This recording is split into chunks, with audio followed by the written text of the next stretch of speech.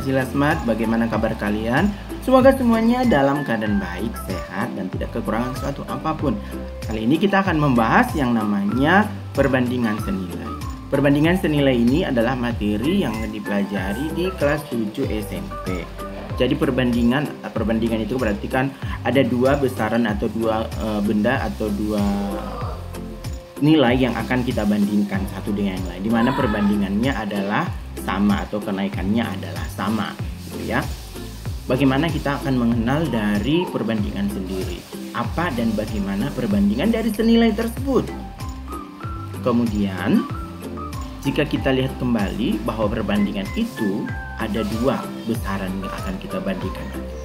Oke, untuk tidak susah dan tidak berlama-lama lagi, mari kita dengarkan penjelasan berikut ini.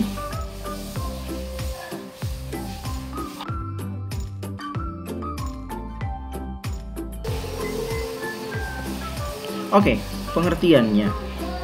Jadi kita harus tahu dulu pengertian dari perbandingan itu. Perbandingan senilai merupakan dua besaran di mana jika suatu besaran nilainya bertambah, maka nilai besaran yang lainnya juga bertambah. Jadi di sini kita perhatikan adalah besaran yang pertama, jika besarannya bertambah, maka untuk besaran yang kedua juga nilainya akan bertambah. Dan pada perbandingan senilai, dua besaran itu selalu mempunyai perbandingan yang sama dalam setiap keadaannya. Jadi bagaimana itu perbandingan yang sama dalam setiap keadaannya? Maka coba kita memperlihatkan berikut ini. Sebuah ilustrasinya adalah Anju. Oke, di sini kita melihat Anju berkendara motor dengan kecepatan 80 km per jam. Dia berkendara dengan kecepatan tetap, ya, tidak berubah, kecepatannya tetap 80 km per jam. Berapakah jarak yang ditempuh Anju jika ia berkendara selama 6 jam? Gitu ya.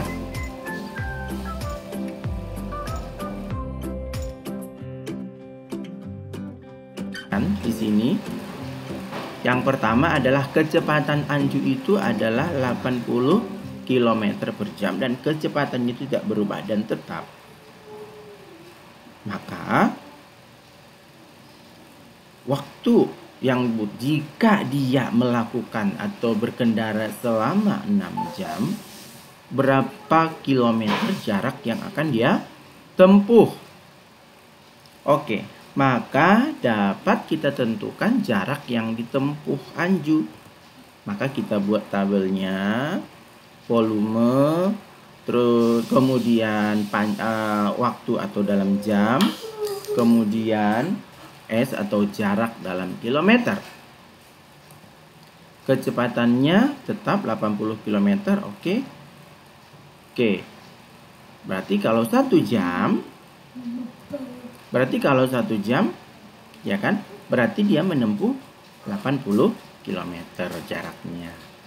Karena per jam 80 km, berarti dalam 1 jam dia menempuh 80 km. Yang kedua, 2 jam, maka jarak yang ditempuhnya adalah 2 kali. Jadi 80 ditambah 80, 160. Yang ketiga, jika dia 3 jam, dia akan menempuh jarak, berarti di sini langsung saja tambahin 80, maka 240. Kemudian kalau dia 4 jam, maka jarak yang dibutuhkan adalah ya 4 kalinya, begitu kan? 4 kali 80 berarti 320 km. 5 jam, oke, maka dia kita kalikan 5 dikali 80, 400. Kemudian 6 jam sama dengan 480. Kalau kita perhatikan di sini, besaran yang kita nilai itu adalah waktu dan yang kedua adalah jarak. Jika 1 jam 80 km jaraknya, 2 jam 160 km jaraknya, 3 jam dan seterusnya. Dan ketemulah 6 jam itu 480. Bagaimana hubungannya dengan pecahan senilai atau perbandingan senilainya? Maka dapat kita sederhanakan ini dari tabel ini, dapat kita buat ke perbandingan senilai.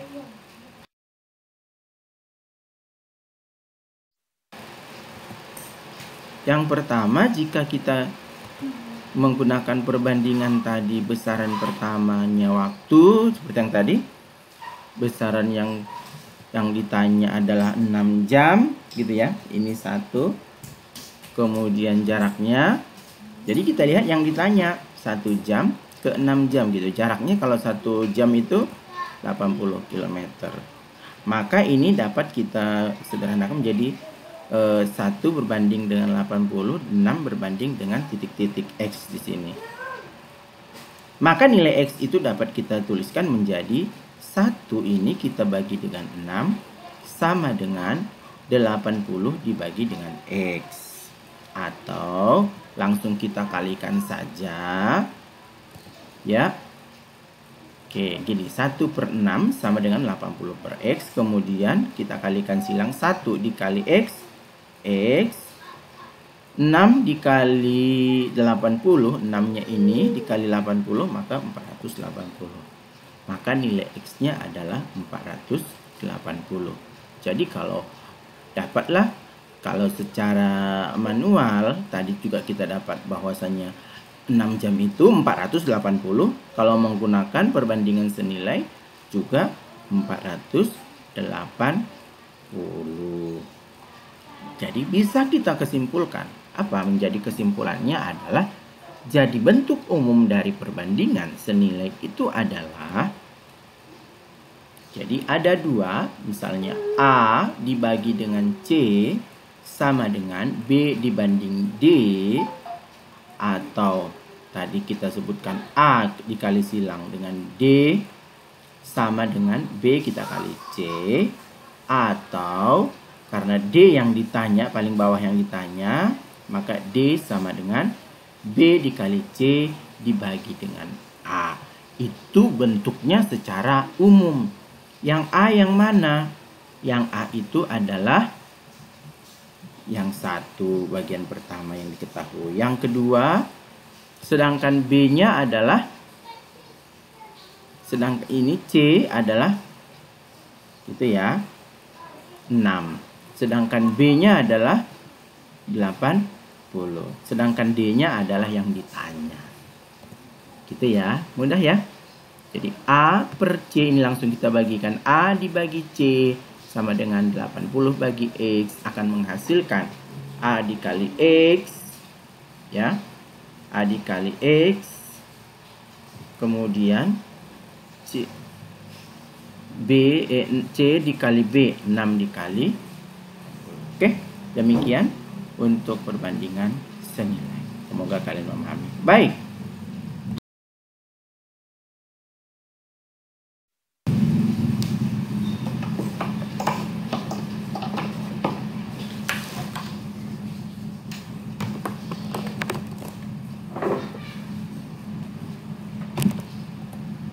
Selanjutnya adalah diketahui perbandingan umur Nita, umur Nina, dan umur Raka adalah 3:4:5. Jika selisih umur Nita dan Raka adalah 8 tahun, tentukan umur Ina. Apakah 9 tahun? Apakah 12 tahun? Apakah 16 tahun? Atau 20 tahun? Oke. Apabila kita menemukan soal atau permasalahannya seperti ini, hal yang pertama yang kita buat adalah menuliskan perbandingannya dulu. Nita berbanding dengan umur Ina berbanding umur Raka itu adalah 3:4 dan berbanding 5. Untuk kulunya, untuk pembahasannya yang kita harus lihat adalah yang diketahui selain perbandingan adalah umur Nita dan umur Raka itu selisihnya ada 8 tahun. Jadi kalau begitu perbandingannya kan 3, Nita dan Raka perbandingannya kan 3 berbanding 5 ya. Oke, 3 di sini 5. Maka kita buat di sini karena selisih ya.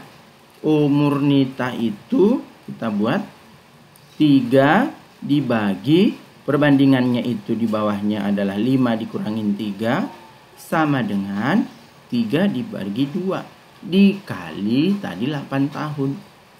3 dikali 8 24, kita bagi 2 adalah 12 tahun. Umur Nita 12 tahun. Oke, yang kedua kita coba hitung tentukan umur dari si Raka. Perbandingannya kan 5. 5 dibagi dengan, kemudian perbandingkannya bukan karena diselisih, berarti 5 kita kurangin 3 sama dengan 5/2 dikali selisihnya tadi 8 tahun, gitu kan. Berarti 40 kita bagi 2, 40 kita bagi 2 20. Maka umur si Raka 20 tahun. Kita perhatikan 12 ini 20, ini 3, ini 5. Kalau misalnya kita perbandingannya nilainya adalah harus sama perbandingannya, sama-sama berapa, kan begitu ya. Maka menggunakan pecahan atau perbandingan senilai dapat kita lihat ke umur si Nita kita bandingkan dengan Ina. Nita berbanding dengan Ina kan 3 berbanding 4. Si Nita 12 tahun, maka A-nya 3 tadi rumusnya. Kemudian umurnya si Nita berapa? 12. Kemudian 4 tadi Ika per X karena umurnya belum diketahui. Tinggal kali silang. 3 kali X. 3X 4 kali 12 48. Maka secara persamaan linear satu variabelnya ini ruas kirinya dibagi 3, ruas kanannya dibagi 3. 3 dibagi 3 tinggal X. 48 dibagi 3 16. Maka dapatlah kita tentukan umur si Ina. Umur Ina itu adalah 16 tahun. Benar nggak sih? 12 3 16 dikali 4 bisa juga ya. 20 dibagi 5 4. Oke. Jadi umur Ina adalah 16 tahun. Bagaimana? Mudah memahami. Demikian untuk kali ini yang disampaikan. Semoga bermanfaat buat kalian semua. Tetap semangat.